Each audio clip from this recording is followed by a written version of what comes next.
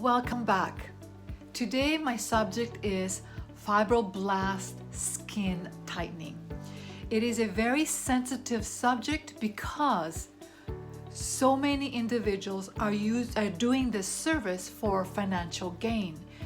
And I'm not sure if they're doing it without really thinking what's happening to the skin or they don't care. However, I'm not doing this tutorial only for you of the public to see this, but also you as an esthetician and me as an educator, because I have a lot of students asking me, Maria, why aren't you not training us in this specific treatment? So let's take pen and paper, write down all these notes, and let's start right now. Very quickly, my name is Maria from Vancouver, Canada, and I want to thank all my subscribers for being here, supporting me, and giving me comments. That means the world to me. If you do not know me, well, hopefully you will enjoy my content. It might be sometimes a little bit controversial, but stay until the end, see if you love the content, and maybe subscribe and follow me. I love questions, I love support, I love interaction. Before you decide to get it done by a professional or you decide to do it yourself like this individual, kind of scary, isn't it? Have you done your research? You as a professional esthetician or you as an individual, has it been approved? Did this little pen device, has it been approved by the FDA? And also my question is, has it been backed up by science? Because all the information that I did my research is all been uploaded by individuals that are benefiting themselves financially. So let's look at the FDA or Health Canada. So let's put this picture away here. This is what Health Canada, and I do take a lot of notes. This is Health Canada, and it says, Health Canada has not authorized any plasma pens for sale in Canada, which means that they have not been evaluated for safety, effectiveness, or quality. It is illegal to advertise for sale, import for sale, or sell medical devices in Canada without appropriate licensing under the medical devices regulations. These devices can have additional risks such as skin punctures with a needle tip, excessive skin burns caused by overuse or prolonged use, burns to the eye, or burns complications such as scarring and infections. It doesn't say here, but also hyperpigmentation and hypopigmentation. There are different kinds of devices, some of them better than others, and I'll talk about it later. But basically what you're doing, you're burning the skin in like little dots. And I have a picture here. So you have like all these little dots. Now something very interesting about this is that here she burnt a little bit more than over here. So it's a very radical. Here not so deep, here's a little bit deeper. The scary part is that an individual that is doing it, she doesn't not even have to have any training. And that is the scary part. Hopefully the individual that decides to do it as a service, she's ethical enough and she decides to take some training from somebody. So these little dots are placed in a certain distance, causing trauma to the skin. And I'll talk about it more later. But if you do it too close, you'll have major trauma, major inflammation, and also may occur infection. So you will see here on the top is the epidermis, and on the bottom is the dermis. And this little pen, okay, this little device, and usually they do not touch. Well, they should not touch. If they touch, then there's going to be a major burn. And there's a little spark here, and you'll see the little burn. And you can see it should go up to the papillary layer. I haven't written that down, but this is the area of the papillary layer. So the next one should be done approximately here. If you get too close, then there's not going to be enough tissue to repair itself.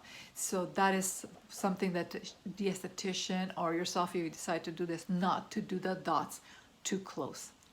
Thank you for still being with me, because I still have so much to share with you.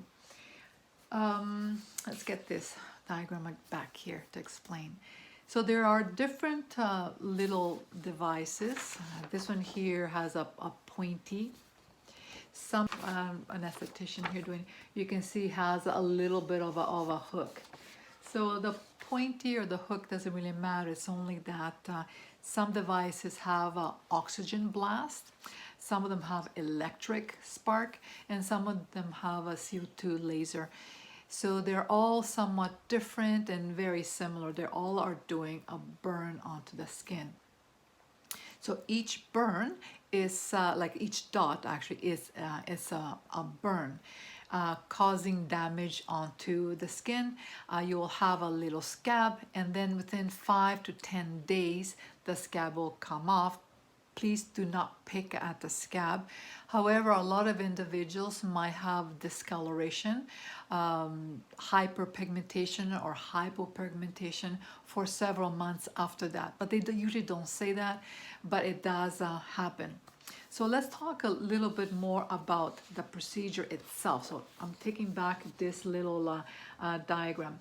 So what you see, these little arrows. So when we have this little trauma, okay, so what's going to happen is that when the spark happens, it's going to be like a little bit of tightening. So there's going to be a contract and tightening at the same time. So in this area here, we have micro trauma. Skin is contracting, and at the same time, moisture dissipates, because in this area, not very much on the top, but in the diminutivum papillary layer, because it goes down to the papillary layer, we do have moisture. So the moisture in the tissue will dissipate or leave the tissue.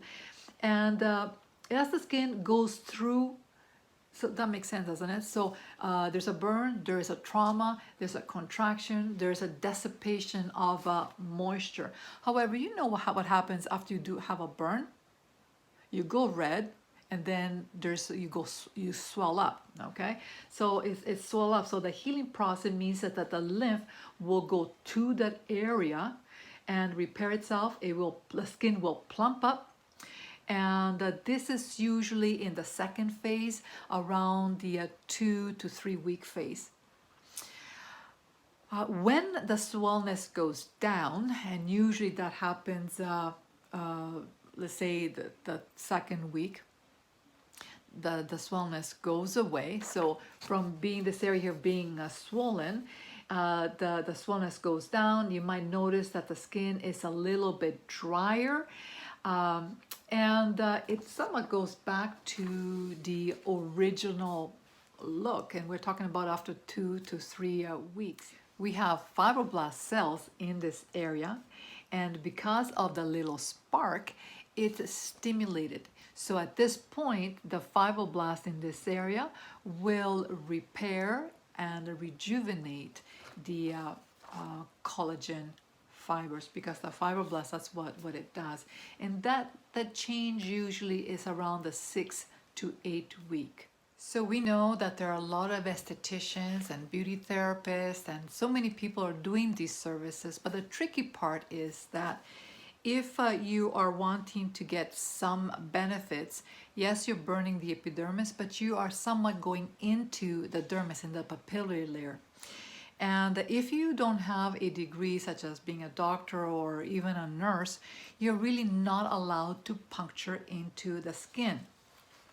I have a few notes here that I did talk to several surgeons and doctors, dermatologists, and they will not do this procedure. They won't do it because there are too many variables, how deep it goes and how close the dots are and the downtime.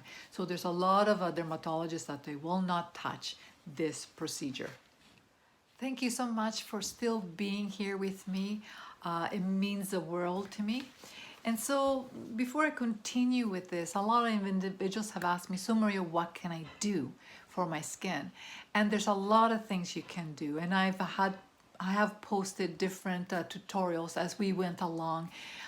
You can do radio frequency correctly.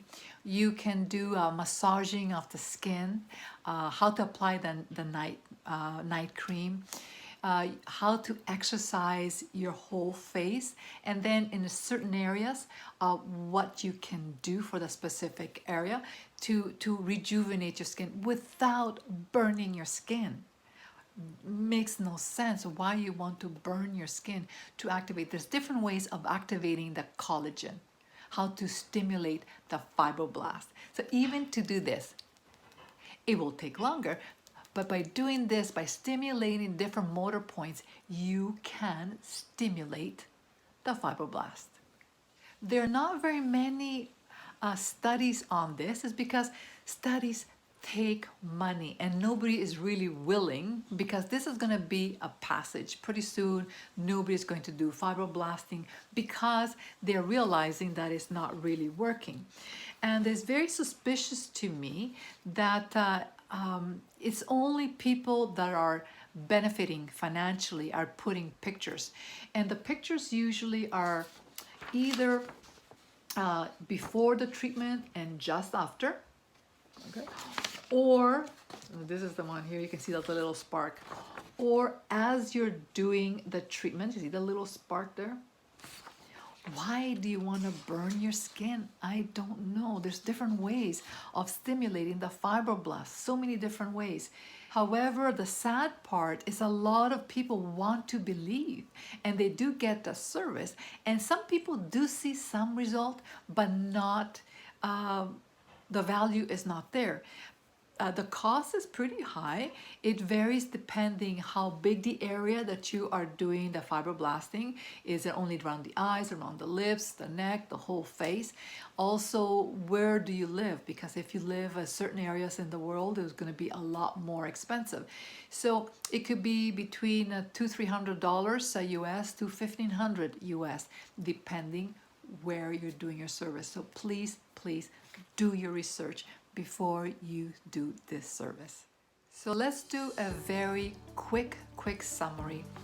So after you've done your service, these little scabs will stay around between 5 to 10 days. Please do not touch the scabs or pick the scabs. It's going to be maybe a little bit itchy as the healing process happens. After the scabs come off, the swellness, remember the lymph, will stay around a couple of weeks. Then the swellness goes down. However, the discoloration, depending on your skin type, will stay around several months. If that bothers you, just apply a mineral makeup or a light makeup so you don't see the discoloration. Thank you so much for being here. I hope that you have enjoyed this tutorial. Hopefully I did not offend anybody. Do give me comments, and if you don't agree, no nasty comments, please. Let's agree to disagree and bring your opinion to me, because this is my opinion after I've done all this research. Until next time.